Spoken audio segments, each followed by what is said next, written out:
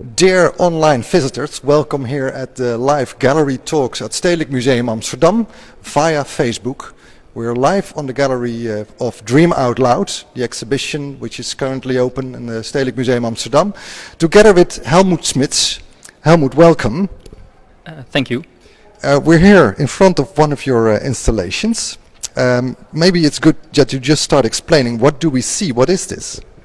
This is an installation and it's called The Real Thing. What's happening is it's purifying Coca-Cola back into clean drinking water. So you are distilling in a way the old Coca-Cola back to normal water. And why? Because why? Because there's, I find it really strange that when we did the research of this installation, I found out that to produce 1 liter of Coca-Cola, you need about 2 liters of clean drinking water, which I think is absurd, because water is a healthy substance and Coca-Cola, of course, isn't. And also the fact that in a lot of countries people don't have access to clean drinking water anymore, but they do. You can buy a bottle of Coke there. Yeah. And also the fact that now in some countries water is getting cheaper, or Coca-Cola is more expensive than drinking water. So in a way it's a critique on the way we sort of act towards this sort of drinks like Coca-Cola. Yes, yeah. It's also, like I told you already, the title of the work is The Real Thing, which is an old slogan of Coca-Cola, in which they sort of claim or pretend that they are the real thing. Exactly, and of course that is water. It's also the main ingredient of Coca-Cola. We are, of course, here at an exhibition which is about designing. Might be criticism that this is not design. I mean, what is in a way the subject, the object?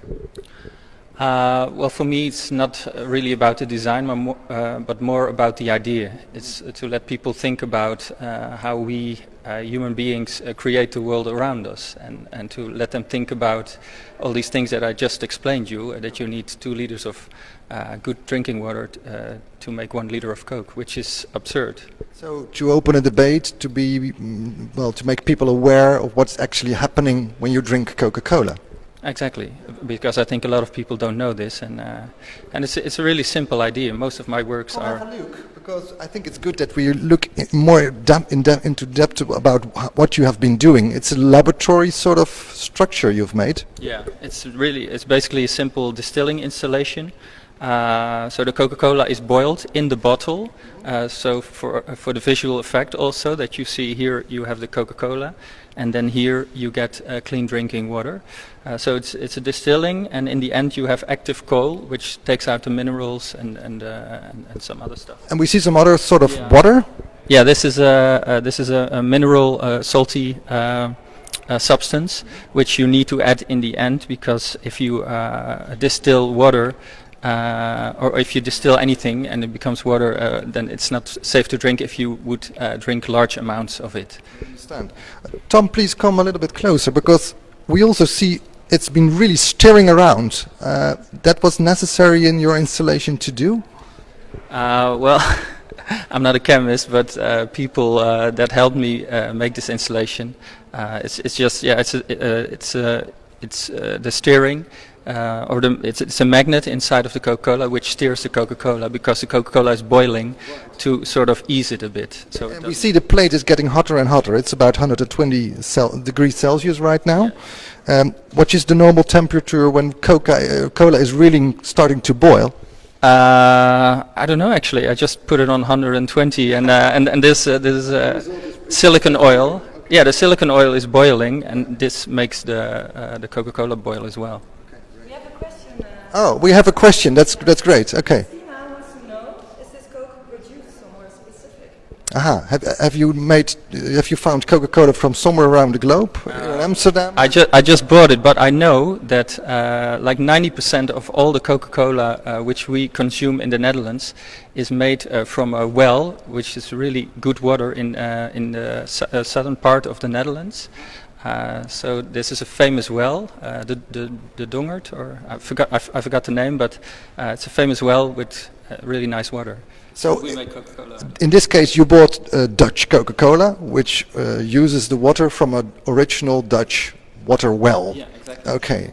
All right. So I hope that's a good answer for rounding this question. My last question. I mean, normally your work is really about very simple interventions, but they really try to make impact.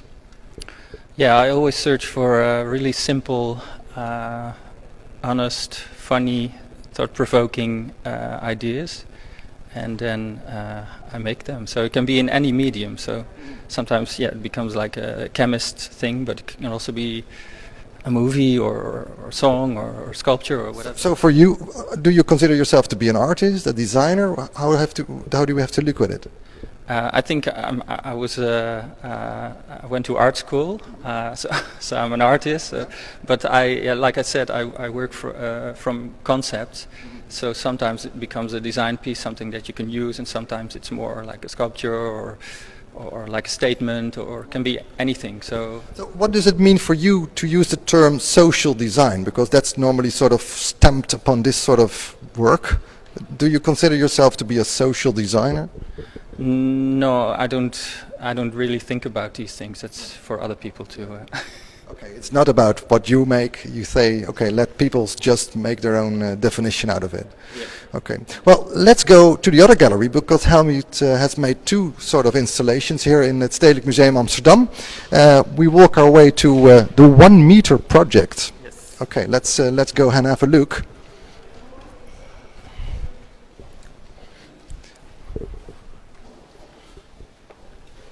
You can already see it, I think, a little bit. Maybe it's good that we have a look on what is on the wall. And then I would ask you, Helmut, to explain a little bit more. What are we looking at? We're looking at the 1 meter party, which I came up with the idea.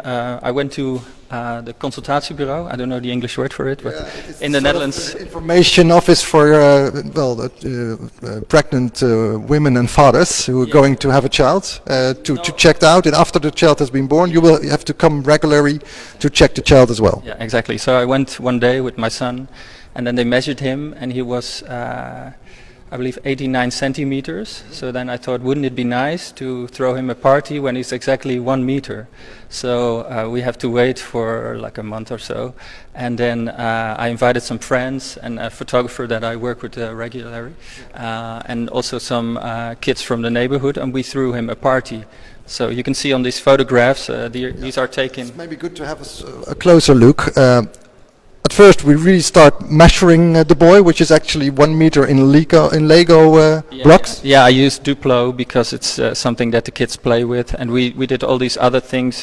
For instance, 1 meter of lemonade. instead of beer, normally you would have beer in this this thing. So yeah, so we used lemonade, and we had 1 meter of cake, and he had this 1 meter sign and like 1 meter whistle, party whistle. So it's just in our home.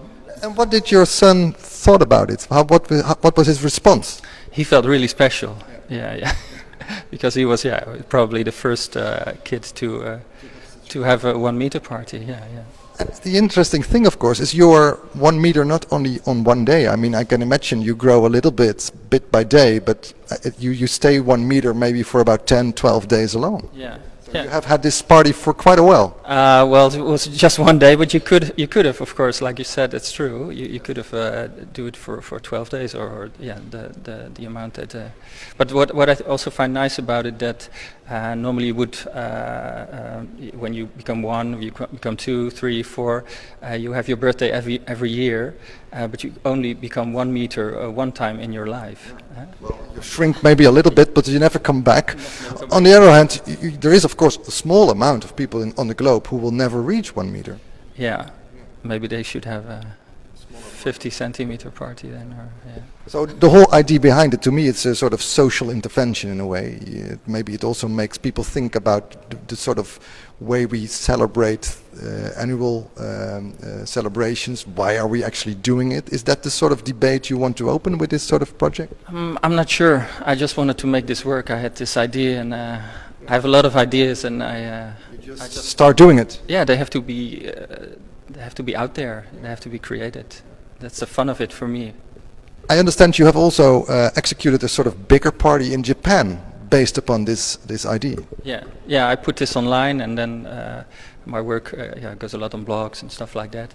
And then I was invited by the 21 Design Site, which is a big museum in Tokyo, and we threw a party with 40 1-meter Japanese kids, and they did all these. It was really wonderful. And, yeah. Well, Helmut, thank you so much for all your information on the both projects. I really hope you enjoyed visiting us. Within 5 to 10 minutes we will be back with the second artist from We Make Carpets. See you then.